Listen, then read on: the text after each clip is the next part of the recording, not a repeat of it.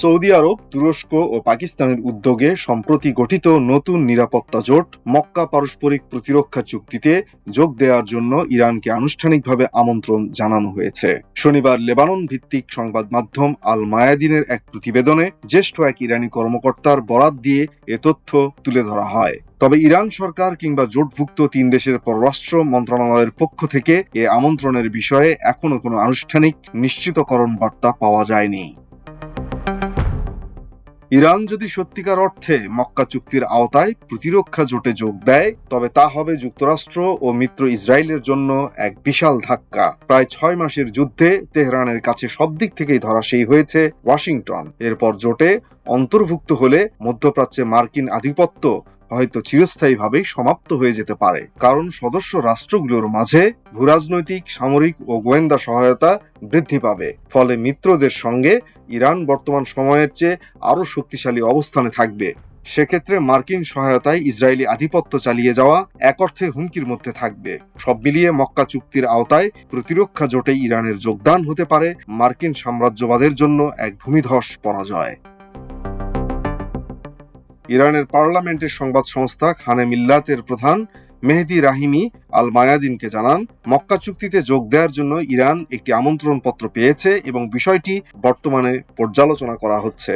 তিনি আরও বলেন, মধ্যপ্রাচ্য ও পার্শ্ববর্তী অঞ্চলের দেশগুলো এখন একটি আঞ্চলিক নিরাপত্তা ব্যবস্থার আওতায় আসার দিকে এগোচ্ছে। এটিকে ইরানের কৌশলগত বিজয় হিসেবে বর্ণনা করে তিনি দাবি করেন, তেহরান দীর্ঘদিন ধরেই এ ধরনের একটি সমন্বিত আঞ্চলিক নিরাপত্তা কাঠামোর আহ্বান জানিয়ে আসছিল। এর আগে গত 7 আগস্ট সৌদি আরবের ক্রাউন প্রিন্স মোহাম্মদ বিন সালমান, তুরস্কের প্রেসিডেন্ট এরদোয়ান এবং পাকিস্তানের প্রধানমন্ত্রী শেহবাজ শরীফ যৌথভাবে ঐতিহাসিক মক্কা চুক্তি সই করেন। আঞ্চলিক নিরাপত্তা জোরদার ও প্রতিরক্ষা খাতে পারস্পরিক সহযোগিতা বৃদ্ধির লক্ষ্যে জোটটি গঠন করা হয়। এই চুক্তিতে একটি পারস্পরিক প্রতিরক্ষা নীতি নির্ধারণ করা হয়েছে। চুক্তি অনুযায়ী জোটের 3 দেশের যে কোনো একটি দেশের ওপর আক্রমণকে সবকটি দেশের উপর হামলা বলে গণ্য করা হবে। তুরস্কের পররাষ্ট্রমন্ত্রী হাকান ফিদান এই মেকানিজমকে ন্যাটোর 5 নম্বর অনুচ্ছেদের সঙ্গে তুলনা করেছেন। তুরস্কের পক্ষ থেকে জানানো হয়েছে, জোটটি ভবিষ্যতে অন্যান্য দেশের জন্য উন্মুক্ত রাখা হতে পারে।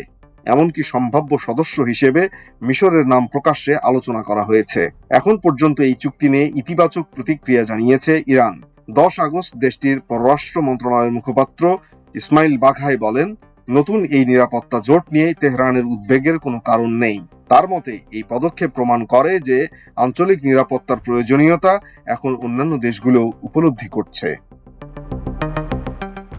ইরানের অন্তর্ভুক্তির খবরটি আনুষ্ঠানিকভাবে সত্য প্রমাণিত হলে মধ্যপ্রাচ্যের দীর্ঘদিনের রাজনৈতিক ও ভূরাজনৈতিক সমীকরণের এক বড় ধরনের পরিবর্তন আসতে পারে বলে মনে করছেন বিশ্লেষকরা। কারণ পশ্চিমা বিশ্বের সঙ্গে সুসম্পর্ক থাকা 3টি দেশের উদ্যোগে এই জোট তৈরি হলেও ইরান যুক্ত হলে এটি একটি বিস্তৃত আঞ্চলিক নিরাপত্তা জোটে পরিণত হবে। মাল্টিমিডিয়া ডেস্ক, আমার দেশ।